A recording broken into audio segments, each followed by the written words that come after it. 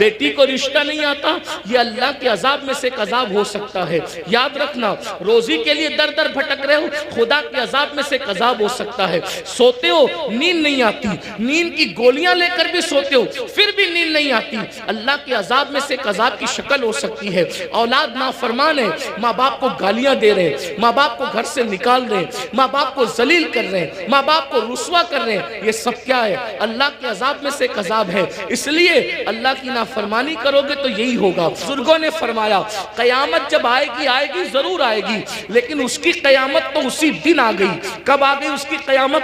جس دن ہماری روح کا رشتہ ہمارے جسم سے ٹوٹ گیا، جس دن ہمارا انتقال ہو گیا، اسی دن ہماری قیامت آ گئی۔ اب ہم آخرت کی تیاری نہیں کر سکتے۔ میں اپنی بہنوں سے پوچھنا چاہتا ہوں اور آپ سے بھی کہنا چاہتا ہوں، کبھی تصور کیا، اپنی قبر کا تصور کیا؟ ایک دن ہم قبر میں جائیں گے، ضرور جائیں گے، قبر کے اندر داخل ہوں گے، ضرور داخل ہوں گے۔ سوچو تو صحیح، وہاں کا اندھیرا سوچو، جانا تو ہے، اس کا کوئی انکار کر سکتا ہے؟ نہیں کر سکتا۔ جانا تو ہے قبر میں، اندھیرا ہے، کروٹ بدلنے کے لیے بھی جگہ نہیں ہے، وہاں کیڑے ہیں، وہاں مکوڑے ہیں، وہاں سانپ ہیں، وہاں بچھو ہے، کوئی بچانے والا نہیں، کوئی مدد کرنے والا نہیں، کوئی مددگار نہیں۔ ذرا میرے بھائیوں غور کرو، میری بہنوں غور کرو، وہ وقت کیسا ہوگا؟ تھوڑی دیر کے لیے، ایک لمحے کے لیے تصور کرو، وہ وقت کیسا ہوگا جب ان گورے گورے خوبصورت نرم نازک گالوں کو قبر کے کیڑے کھا رہے ہوں گے۔ قبر کے کیڑے جب ان کو کھا رہے ہوں گے، اس وقت کیفیت کیا ہوگی؟ ہاں یہ آنکھیں جس پر غرور اور تکبر اور گھمنڈ کرتے ہو، ان آنکھوں کو قبر کے کیڑے پی چکے ہوں گے، اس کے آنسو پی چکے ہوں گے، اس کے دیدے پی چکے ہوں گے۔ اور اللہ اکبر، یہ جسم، یہ نرم اور نازک جسم جس پہ بڑا گھمنڈ ہے انسان کو، اس کی چمڑی، اس کا گوشت، ہڈیاں سب قبر کے کیڑے چٹ کر جائیں گے۔ اس وقت ہمارا کیا بنے گا؟ اس لیے میرے بھائیوں، میری بہنوں، اللہ سے ڈرو، ان سب چیزوں کی معلومات حاصل کرو کہ اللہ کا عذاب کیا ہے، اللہ کی عذاب کی شکلیں کیا ہے۔ اور آج میں تو یہ کہتا ہوں، قبر میں جو عذاب ہوگا وہ تو ہوگا، قبر میں جو سزا ملے گی وہ تو ملے گی، جہنم میں جو ملے گی وہ تو ملے گی، لیکن دنیا میں سزا اللہ دے رہا ہے۔ آج دنیا کے 90% لوگ جو ہیں بے چین ہے، بے قرار ہے، مضطرب ہے، وہ لوگوں کو سکون نہیں ہے۔ سب کہتے ہیں حضرت سکون نہیں ہے، کوئی کہتا ہے اللہ حضرت سب کچھ ہے سکون نہیں ہے، کوئی کہتا ہے بیٹی کو رشتہ نہیں ہے، کوئی کہتا ہے اولاد نہیں ہے۔ جس کو اولاد ہے فرما بردار نہیں ہے، فرما بردار ہے ان کو نوکریاں نہیں ہے، گھر میں روزی روٹی کا مسئلہ ہے۔ ہر مسلمان نہیں بلکہ ہر انسان کسی نہ کسی مسئلے میں الجھا ہوا ہے۔ یہ مسئلے کیا ہیں؟ یہ مسئلے نہیں ہیں، یہ مسئلے جو ہے اللہ کے عذاب کی ایک شکل ہے۔ اللہ نے بطور عذاب مسلط کیا ہے۔ بیٹی کو رشتہ نہیں آتا، یہ اللہ کے عذاب میں سے ایک عذاب ہو سکتا ہے۔ یاد رکھنا، روزی کے لیے در در بھٹک رہے ہو، خدا کے عذاب میں سے ایک عذاب ہو سکتا ہے۔ سوتے ہو، نیند نہیں آتی، نیند کی گولیاں لے کر بھی سوتے ہو پھر بھی نیند نہیں آتی، اللہ کے عذاب میں سے ایک عذاب کی شکل ہو سکتی ہے۔ اولاد نافرمان ہے، ماں باپ کو گالیاں دے رہے ہیں، ماں باپ کو گھر سے نکال رہے ہیں، ماں باپ کو ذلیل کر رہے ہیں، ماں باپ کو رسوا کر رہے ہیں، یہ سب کیا ہے؟ اللہ کے عذاب میں سے ایک عذاب ہے۔ اس لیے اللہ کی نافرمانی کرو گے تو یہی ہوگا۔ بہرحال آخری بات کے طور پہ عرض کر رہا ہوں، پھر آقا ارشاد فرماتے ہیں ہم لوگ اور آگے بڑھے۔ جب جہنم کا مشاہدہ کیا تو ہم نے دیکھا کہ کچھ ایسے لوگ ہیں جن کے ہونٹ آگ کی کینچی سے کاٹے جا رہے ہیں، آگ کی کینچی سے ہونٹ کاٹے جا رہے ہیں۔ میں نے پوچھا جبریل یہ کون لوگ ہیں؟ تو جبریل علیہ السلام نے عرض کی یا رسول اللہ، یہ آپ کی امت کے وہ علماء ہیں، وہ مقرر لوگ ہیں جو قوم میں فتنہ پھیلانے کی بات کرتے تھے، قوم میں ایسی بات کرتے تھے کہ قوم میں فتنہ پھیلے۔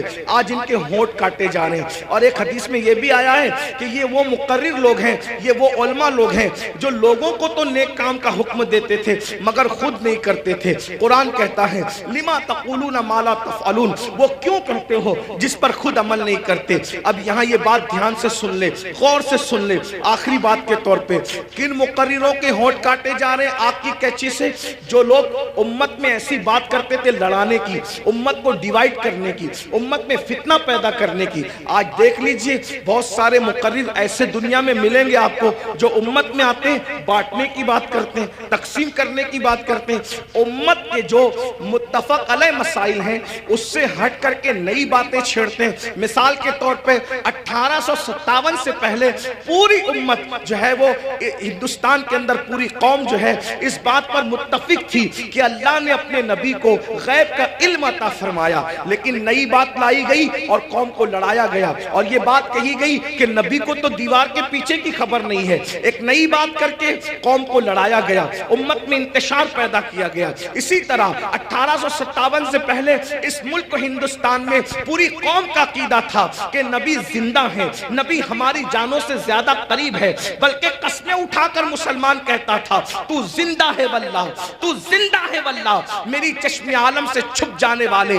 لیکن یہ بدترین علماء، وہ اللہ اکبر بدعتی علماء، وہ بدترین خلق ہے، اللہ اکبر، وہ بدترین خطبہ جنہوں نے یہ بات پھیلائی کہ معاذ اللہ نبی مر کر مٹی میں مل گئے. قوم کو لڑایا کہ نہیں لڑایا؟ اسی طریقے سے آج بھی کچھ لوگ یہ کام کر رہے ہیں کہ اللہ اکبر صحابہ اور اہل البیت کے عقیدے پر، یعنی صحابہ کی محبت اور اہل البیت کی محبت پر پوری دنیا کے لوگ قائم ہیں، پوری دنیا کے مومنین قائم ہیں. لیکن ایک طبقہ مقرروں کا ایسا ہے کہ وہ اللہ اکبر اہل البیت کی محبت کے نام پر صحابہ کو تان کرتا ہے اور قوم کو لڑاتا ہے. اور کچھ لوگ ایسے ہیں جو صحابہ کی محبت کے نام پہ اہل البیت کو تان کرتے ہیں اور امت کو لڑاتے ہیں. یاد رکھنا، آج قوم کے ساتھ جو کھلواڑ کرنا ہو کر لو، لیکن آخر موت ہے، موت، مرنا سب کو ہے، عوام کو بھی اور خطبہ کو بھی. اس لیے خدا کے لیے آپ سے بھی کہتا ہوں، ایسے لوگوں کا علیہ کار نہ بنو جو صحابہ کے نام پر اہل بیت پہ سوالیہ نشان کھڑا کرتے ہیں، اور ایسے لوگوں کا بھی علیہ کار نہ بنو جو اللہ اکبر اہل البیت کے نام پر صحابہ کو گالیاں دیتے ہیں. واللہ صحابہ ہماری ایک آنکھ ہے اور اہل بیت ہماری دوسری آنکھ ہے.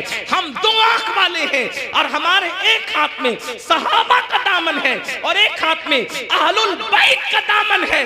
اللہ اکبر، صحابہ وہ ہیں جنہوں نے اسلام پھیلایا ہے اور اہل بیت وہ ہیں جنہوں نے اسلام بچایا ہے.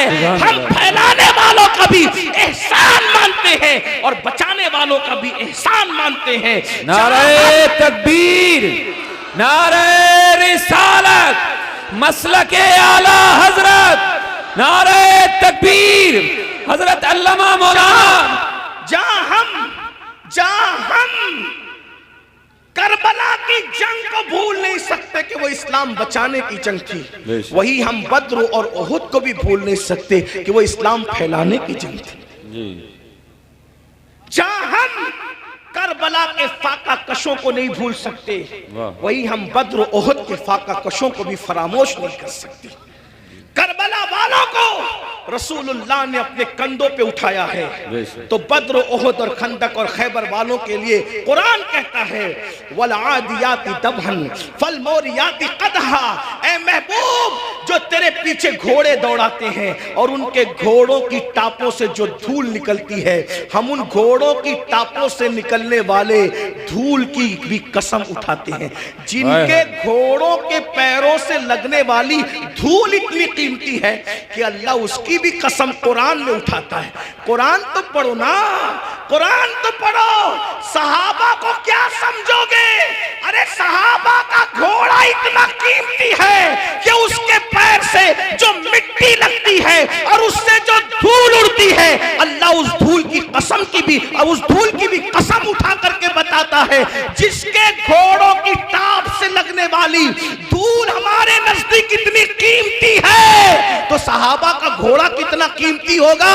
اور جب وہ صحابی کا گھوڑا قیمتی ہے تو اس میں بیٹھنے والا صحابی کتنا قیمتی ہے. سبحان اللہ. ذرا غور کیجئے. اس لیے ایمان بچانا ہے تو اعتدال کے مسلک پہ رہیے.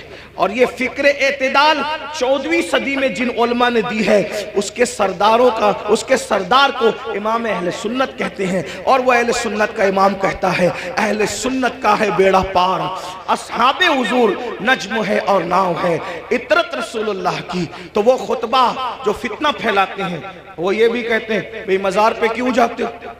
مزار پہ جانا تو شرک ہے، نہ جاؤ مزار پہ، فتنہ پھیلا. ہم کہتے ہیں آپ ذرا ہوش سے بات کریں.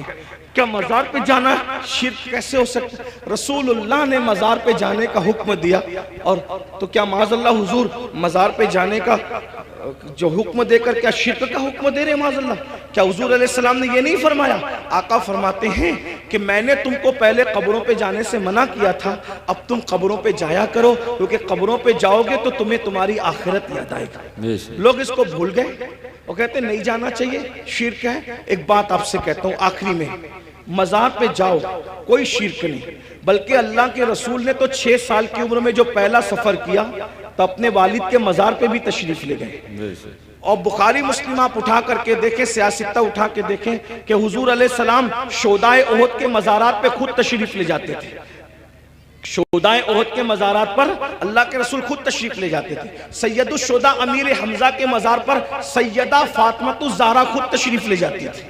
غور فرمائیں، آپ غور کیجئے، مزار پہ جانا شرک نہیں ہے، لیکن ایک بات آپ سے سنیوں سے کہنا ہے، میرے بھائیوں سے، مزار پہ ضرور جاؤ لیکن سنت کے مطابق جاؤ۔ آج ہماری سنی قوم اپنے مسلک کو خود بدنام کرتے ہیں، وہاں جا کر کچھ لوگ علم نہ ہونے کی وجہ سے سجدہ کرتے ہیں۔ ہمارے مذہب میں، اسلام میں سجدہ کرنا اللہ کے سوا کسی کو جائز نہیں۔ آپ غلطی کرتے ہو، دیکھو اگر کوئی مسلمان شراب پیتا ہے تو کیا اس کا الزام اسلام پر آئے گا؟ بولو بھائی بتائیے، صحیح کہہ رہا ہوں غلط کہہ رہا ہوں؟ اگر مسلمان شراب پیے تو کیا اس کا الزام اسلام پر آئے گا؟ بولے نہیں آئے گا، کیونکہ اسلام نے شراب حرام کیا ہے۔ اب کوئی شراب پی رہا ہے تو یہ اس کی اپنی نادانی ہے، اسلام کا اس میں کوئی قصور نہیں ہے۔ تو اگر معاذ اللہ کوئی جاہل ان پڑھ قبر پہ جا کے سجدہ کر رہا ہے تو اہل سنت اس کی تائید کبھی نہیں کرتے۔ ہمارے امام سیدی اعلیٰ حضرت نے تو پوری کتاب لکھی، الزبدۃ الزکیہ، سجدے تعظیمی کی حرمت پر آپ نے پوری کتاب لکھی۔ تو غیر اللہ کو سجدہ تعظیمی حرام ہے، اور معاذ اللہ اگر عبادت کی نیت سے کرے تو شرک ہے۔ یہ ہم اہل سنت کا مسلک ہے۔ سجدہ کرنے کے بارے میں ہم سنیوں کو لوگ بدنام کرتے ہیں، جھوٹ بولتے ہیں، تجاول عارفانہ سے کام لیتے ہیں کہ ہم تائید کرتے ہیں۔ ہمارے کسی سنی ذمہ دار عالم نے کبھی قبر پر سجدہ کرنے کی اجازت نہیں دی، اس کی تائید نہیں کی۔ بھائی اگر ہم قبروں کو سجدہ کرتے تو پھر ہم مسجدیں کیوں بناتے؟ ہم اتنی محنت کر کے چندے کر کے مسجدیں کیوں بناتے؟ بھئی جو قبروں کو سجدہ کرے گا اس کی مسجد کیسے ہوگی؟ ہماری مسجدیں ہیں، اور آج بھی اتنی گنڈا گردی لوگوں نے کی ہمارے ساتھ، آج بھی پورے ملک ہندوستان میں نہیں بلکہ پوری دنیا میں سب سے زیادہ اگر کسی کی مسجدیں ہیں تو وہ صرف اور صرف ہم اہل سنت و جماعت کی مسجد۔ بے شک، سبحان اللہ۔ اتنی مسجدوں پر قبضہ کیا، ناجائز قبضہ کیا، چھینا، پھر بھی سب سے زیادہ مسجدیں ہماری ہیں۔ الحمدللہ دلی کی جامع مسجد کے بانی سے لے کر مراد آباد کی جامع مسجد کے بانی تک تاریخ اٹھا کر کے دیکھ لو، سب کے سب آپ کو اہل سنت ملیں گے، کوئی اہل بدعت آپ کو نہیں ملے گا، الحمدللہ رب العالمین۔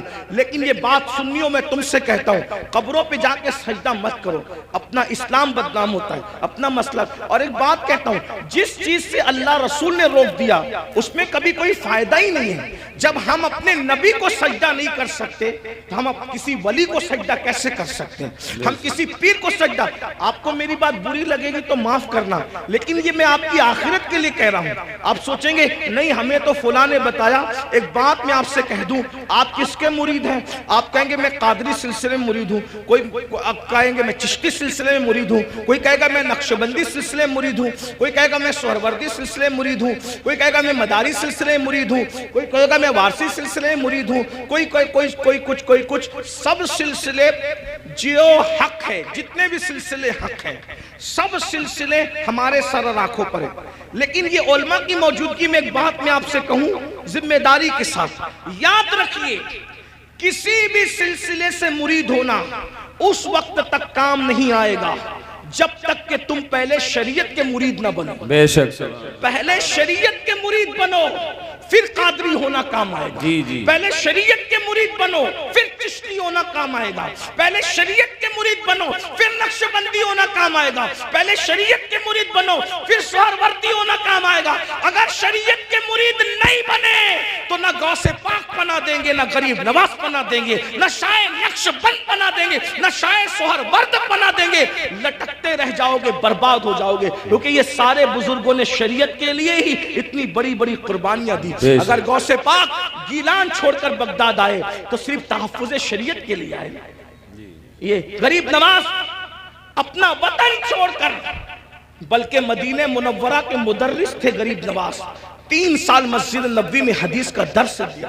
اگر یہ سب کچھ چھوڑ کر کے ہندوستان آئے شریعت کے تحفظ کے لیے، اسلام کی خاطر آئے، ورنہ اور کیا لالچ تھی ان کو؟ کیا کوئی تخت پہ بیٹھنا تھا، کوئی تاج حاصل کرنا تھا، کسی کی کٹیا پہ حملہ کرنا تھا، کسی کی زمین پہ قبضہ؟ کچھ بھی نہیں. ایک ہی مقصد تھا، بھٹکے ہوئے آہو کو پھر سوئے حرم لے چلے. دین کے لیے آئے تھے. اس لیے اللہ کو اپنی مرضی سے راضی مت کرو، اللہ کو اللہ کے بنائے ہوئے قانون سے راضی کرو. اللہ کو اللہ کی مرضی سے راضی کرو. تو یہ قبروں پہ سجدہ کرنا حرام ہے اگر سجدہ تعظیمی ہے تو، اور اگر سجدہ عبادت ہے تب تو مشرک ہو گئے، ایمان ہی نہ رہا. اسی طریقے سے قبروں پہ جاؤ تو بزرگوں کے طریق پر جاؤ، ہاتھ باندھ کر باوضو جاؤ، اور کم سے کم 2 ہاتھ دور کھڑے رہو، اور بزرگوں کی ولیوں کی قبروں کی ایسی تعظیم کرو جیسا ان کی ظاہری حیات میں مل جاتے، جیسے تعظیم کرتے ویسے تعظیم کرو. بتاؤ کیا اگر غوث پاک غریب نواز اور بزرگان دین ہمیں مل جاتے تو ہم ان کے اوپر ایسے لٹکتے، ایسے لٹکتے، ان کے اوپر ایسے گرتے پڑتے جیسے قبروں پہ گرتے پڑتے؟ عقیدت اپنی جگہ. بلکہ آپ کو کہتا ہوں، رسول اللہ کی مزار انور کو دیکھا تو سیدی اعلیٰ حضرت پکار اٹھتے، پیش نظر وہ نو بہار، پیش نظر وہ نو بہار، مگر سجدے کو دل ہے بے قرار. عاشق تھے نا، عاشق تھے نا، یار کا جلوہ دیکھا اور کہنے لگے سجدے کو دل ہے بے قرار. مگر عاشق ہو کر بھی ادب کا دامن ہاتھ سے نہ چھوٹے، شریعت کا دامن ہاتھ سے نہ چھوٹے. فوراً کہتے ہیں مگر کیا کروں؟ روکیے، سر کو روکیے. ہاں یہی امتحان، کیا بات ہے، یہ امتحان ہے ہمارا. اس لیے اب ایک بات کہہ دوں، کڑوی لگے تو معاف کرنا، جن کو سجدہ کرنا حرام ہے وہاں جا کے سجدے کرتے ہو، اور جس کو سجدہ کرنے کا حکم ہے اس کو سجدہ نہیں کرتے. دیکھ لیں ہماری قوم کا حال دیکھیں، جو 700 مرتبہ پورے قرآن میں کہے کہ مجھے سجدہ کرو، اس کو سجدہ نہیں کر رہے ہو، اور جس کو سجدہ کرنا حرام ہے وہاں جا کے نادانی دیکھو. علم نہیں ہے نا، یہ جہالت، ان پڑھ پڑھ.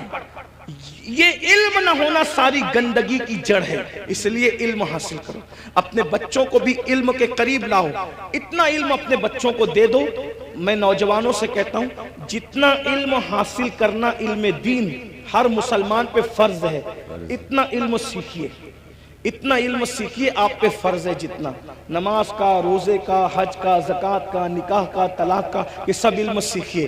اور ساتھ ہی ساتھ دنیاوی ایجوکیشن طے کیجئے کہ کم سے کم ہمارا ہر بچہ بچی گریجویٹ ہونا چاہیے. اس سے کم ہمیں نہیں پڑھانا ہے، چاہے اس کے لیے ہمیں نوکری کرنا پڑے، 8 گھنٹے کی بجائے 12 گھنٹے محنت کرنا پڑے. علم کی طرف پیش رفت کرو. اور یہ صرف جلسوں کی حد تک نہیں، عہد کر کے اٹھو کہ مجھے، ہمارے ماہریرہ کے مشائخ نے اعلان کیا، آدھی روٹی کھائیں گے، بچوں کو پڑھائیں گے. اگر آدھی روٹی کھانا پڑے تو کھاؤ، اپنے بچوں کو پڑھاؤ. اگر عید پہ کپڑے نہیں بنتے تو نہ بنے، لیکن بچوں کی فیس ہمیں ضرور بھرنا ہے.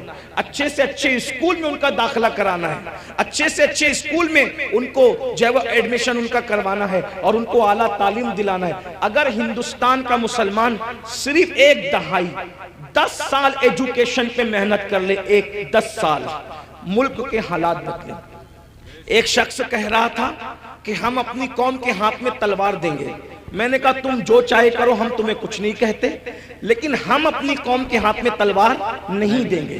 ہم مسلمان اپنی قوم کے ہاتھ میں تلوار نہیں دیں گے، ہم اپنی قوم کے ہاتھ میں قلم دیں گے. قلم، جس کو تلوار دینا ہے وہ دے، تم جانو، تمہارا کام جانو. لیکن مسلمانوں سے ہم ہر جلسے میں اپیل کرتے ہیں کہ ہم اپنے بچوں کے ہاتھ میں تلوار کیا، ہم تو گلیل بھی دینا نہیں چاہتے. آج کی تاریخ میں ہم قلم دینا چاہتے ہیں. یاد رکھنا، تلواریں اٹھتی ہے تو گردنیں کٹتی ہے، اور جب قلم اٹھتا ہے تو غربت کٹتی ہے، جب قلم اٹھتا ہے کمزوریاں کٹتی ہے، قلم اٹھتا ہے دشمن زیر ہوتے ہیں، قلم اٹھتا ہے انقلاب آتا ہے۔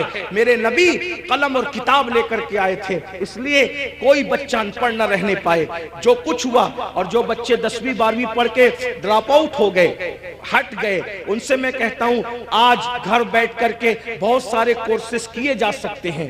اس لیے موبائل میں گیم کھیل کر وقت ضائع کرنے کی بجائے، ادھر ادھر بیٹھ کر اس کے اوٹے پر اس کے نکڑ پہ بیٹھ کر وقت ضائع کرنے کی بجائے، بچیوں سے بھی کہتا ہوں اگر 10ویں 12ویں پڑھ کر کے چھوڑ دیا ہے تو بہت سارے ایسے آج کورسز ہیں کہ گھر پہ بیٹھے بیٹھے آپ تعلیم حاصل کر سکتے ہو۔ لاک ڈاؤن کے اندر میں بھی جو ہے وہ 11ویں پڑھ کے میں نے چھوڑ دیا تھا۔ میرے 11ویں پڑھ کے چھوڑنے کا واقعہ بھی ایک عجیب سا ہے۔ اصل میں سنی دعوت اسلامی کے ماحول میں تھا۔ میں 11ویں میں جب جونیئر کالج میں میرا ایڈمیشن ہوا، ماں باپ کی تمنا تھی کہ اس کو ٹیچر بنائیں گے، تو خاص طور پہ امی کی تمنا تھی اس کو ٹیچر بنائیں۔ میں جیسے ہی جونیئر کالج میں نے قدم رکھا تو دیکھا کہ لڑکے اور لڑکیاں ساتھ پڑھتے ہیں اور بے پردہ ہیں، اور 11ویں میں پہنچنے کے بعد سب بالغ ہو گئے۔ تو اتنا شعور نہیں تھا مجھے، لیکن اتنا تو تھا کہ لڑکیوں کے ساتھ نہیں بیٹھا جا سکتا بے پردہ۔ تو میں نے ٹیچر سے کہا، کلاس ٹیچر سے، عبدالعزیز سر ہمارے تھے، میں نے کہا کہ لڑکیوں کے ساتھ تو بیٹھنا ناجائز ہے۔ وہ ہنسنے لگے، بولے حیرت ہے اس دور میں ایسی بات کوئی کرتا ہے، تو پاگل تو نہیں ہوا؟ میں نے 1 مہینے تک کے یہ بات کرتا رہا۔ آخر ہمارے پرنسپل نے کہا ایسی بات نہیں۔ میں نے کہا یا تو ڈیوائیڈ کر دیں یا تو پھر ہم چلیں، اور میں نے جو ہے وہ پھر اس کے بعد چھوڑ دیا۔ میرے سر میرے گھر تک آئے، اتفاق سے وہ میرے ابا کے بھی کلاس ٹیچر رہ چکے تھے، میرے بھی ایک ہی اسکول میں، ہمارے ابا نے بھی پڑھا ہم نے بھی پڑھا۔ تو وہاں پر وہ آئے، کہا کہ ابا، وہ کہا کہ تیرے بیٹے کو سمجھا کہ یہ پاگل تو نہیں ہوا ہے؟ میں نے کہا کچھ بھی ہو میں نے نہیں پڑھنا، شریعت نے منع کیا، حالانکہ آپ ایسا نہیں کرنا۔ علماء سے آپ پوچھنا، علماء آپ کو بتائیں گے حالات کے تحت معاملات ہوتے ہیں، لیکن اس وقت ماحول ایسا تھا ہمارا سنی دعوت اسلامی کا ماحول، تقوی کا، پرہیزگاری کا۔ اب تو ہم متقی نہیں ہیں، وہ پرہیزگاریاں ہی نہیں ہیں، لیکن بہرحال تو وہ ماحول تھا تو ہم نہیں گئے پھر۔ لیکن میرے عزیز ساتھی، میرے بڑے بھائی کی طرح، وہ بھی ایک اسکول کے پرنسپل اور ہماری سنی دعوت اسلامی کے رکن شورا ہیں، قاری رضوان خان صاحب، اس نے کہا کہ پڑھ لے بھائی ورنہ ایسے ہی رہ جائے گا۔ میں نے کہا اگر میں اچھی نیت سے اللہ کی شریعت کے لیے چھوڑ رہا ہوں تو اللہ اس کا صلہ مجھے دے گا، اور اللہ نے مجھے صلہ یہ دیا کہ آج میں ایک English medium school and junior college کا چیئرمن ہوں الحمدللہ، اور تقریباً 50 ٹیچرز جو ہے وہ اس وقت کم و بیش الحمدللہ جو ہے وہ ہمارے انڈر میں کام کرتے ہیں۔ یہ کرم ہے، مجھے یہ یقین ہے شریعت کا دامن جس نے پکڑا ہے تو اللہ نے اس کو کبھی ذلیل نہیں ہونے دیا، رسوا نہیں۔ لیکن بہرحال پھر مجھے احساس تھا کہ میں پڑھ نہیں سکا، پھر میری پوری توجہ دینی تعلیم کی طرف ہو گئی۔ ویسے میں 7th اور 8th سے میں جو ہے وہ عالم کورس کی طرف چلا گیا تھا، لیکن میں نے سوچا کہ پوری توجہ 11ویں کے بعد اسی پہ مرکوز کر دی جائے، اسی طرف میں نے توجہ رکھی۔ لیکن پھر مجھے احساس تھا کہ میں نے دنیاوی تعلیم کو بھی آگے بڑھا، تو لاک ڈاؤن کا فائدہ اٹھاتے ہوئے پھر میں نے MA کے اندر ایڈمیشن لیا ابھی، ہاں الحمدللہ، ہاں، اور اس کے پہلے ایگزام میں شرکت کا پروگرام تھا اور اس کی تاریخ اور حج کی تاریخ سیم ہو گئی تو نہیں دے سکا، لیکن بہرحال میں نے اس طرف پیش رفت کی، اور انشاءاللہ تو آپ سے بھی میں کہتا ہوں، میں یہ آپ کو ہی کہہ کے جا رہا ہوں نہیں، میں نے خود بھی اس پر عمل کیا ہے الحمدللہ، اور میں انشاءاللہ تعالیٰ اس کی کوشش کروں گا کہ 1 سال میں اس کی تکمیل کروں جو رہ گیا ہے۔